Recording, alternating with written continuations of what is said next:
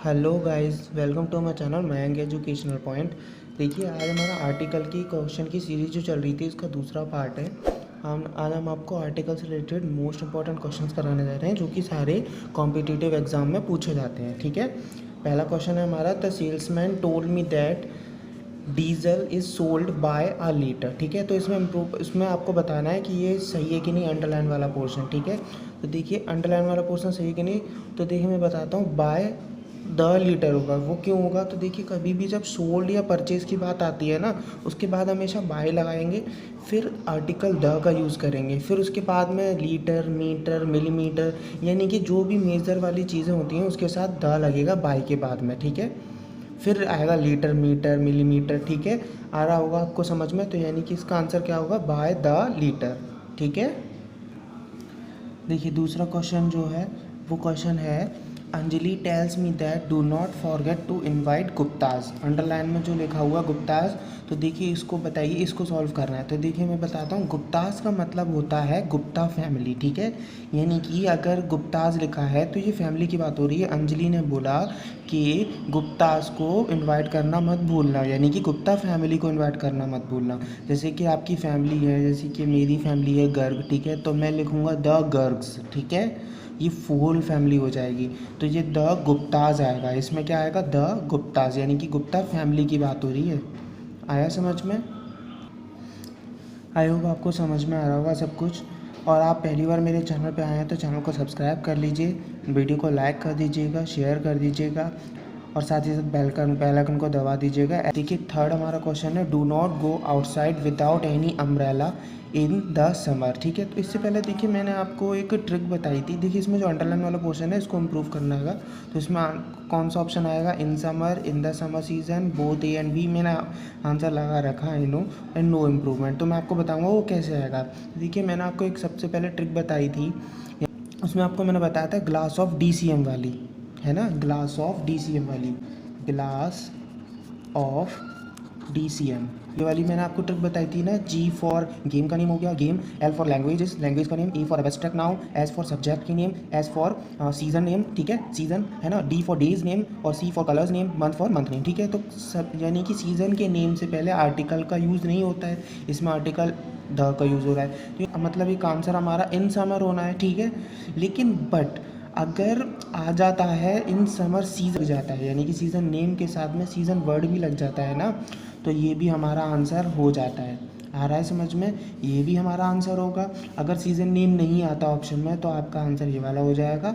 अगर season name option में आ रहा है तो वो दोनों हो जाएंगे, both A and B. I hope आपको समझ में आ रहा होगा। ठीक है, वीडियो अच्छी लगे तो लाइक कर दीजिएगा। देखिए फोर्थ वाली मैं आपको बताता हूँ, क्वेश्चन क्या है, when her mom asked her she replied there was a Kailash at the door. ठीक है, यानी कि अ कैलाश जो अंडरलाइन है इसको इम्प्रूवमेंट करना होगा, सही है गलत है। देखिए ऑप्शन है the Kailash, Kailash, any Kailash, no improvement.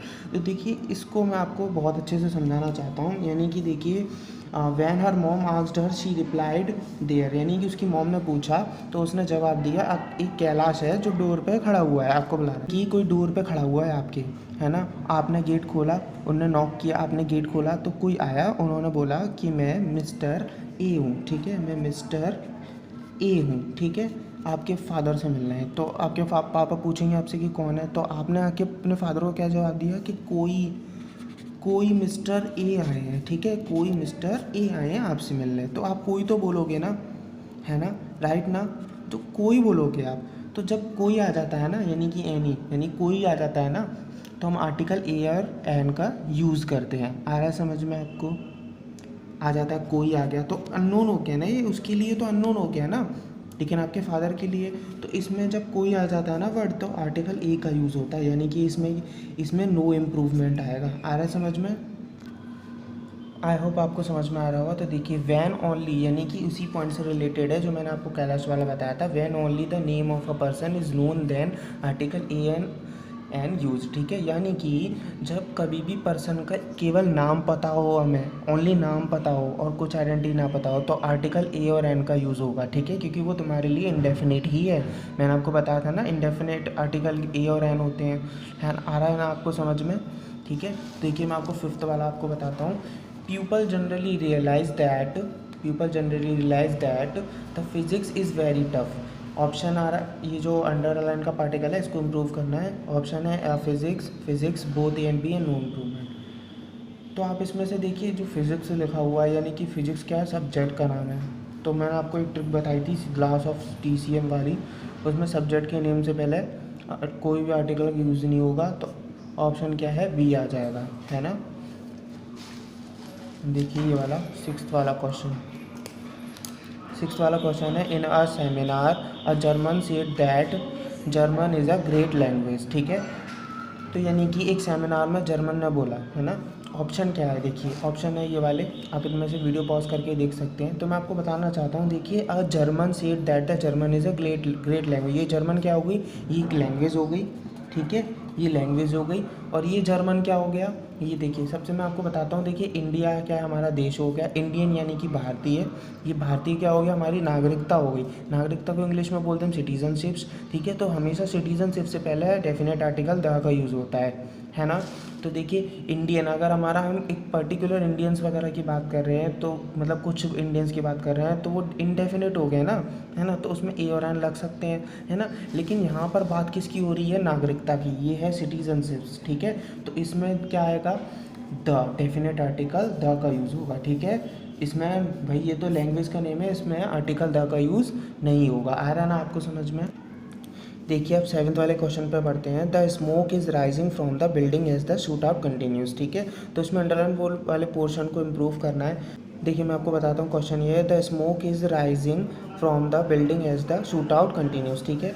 तो अंडरलाइन वाले पोर्शन को इम्प्रूव करना है। तो देखिए स्मोक क्या होता है, स्मोक मानी धुआं होता है। ये क्या हो गया, अनकाउंटेबल नाउन हो गया, क्या हो गया, अनकाउंटेबल हो गया। तो भाई इसके साथ हम क्या कर सकते हैं, अनकाउंटेबल है तो आर्टिकल यूज़ नहीं होना है ना इसमें, है ना।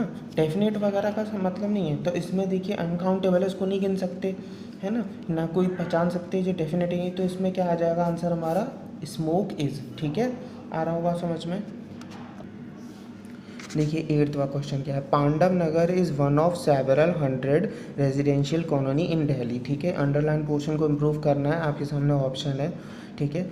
मैं आपको बता देता हूँ, देखिए वन ऑफ, ठीक है, वन ऑफ एक फ्रेज हो गया, वन ऑफ द, फिर आएगा प्लूरल नाउन, ठीक है। वन ऑफ द फिर प्लूरल नाउन, यानी नाउन में भी आते हैं, ठीक है। ये वाले क्वेश्चन नाउन में भी आते हैं। वन ऑफ द के बाद में, वन ऑफ के बाद में द आएगा, फिर प्लूरल नाउन आएगा। इसमें देखिए वन ऑफ तो आ गया, इसमें प्लूरल नाउन भी आ गया, लेकिन द नहीं आया, तो इधर क्या आ जाएगा, द। तो ऑप्शन कौन सा, लाइक शेयर एंड चैनल को सब्सक्राइब कर लीजिए। जय हिंद। ऑप्शन ए, ठीक है।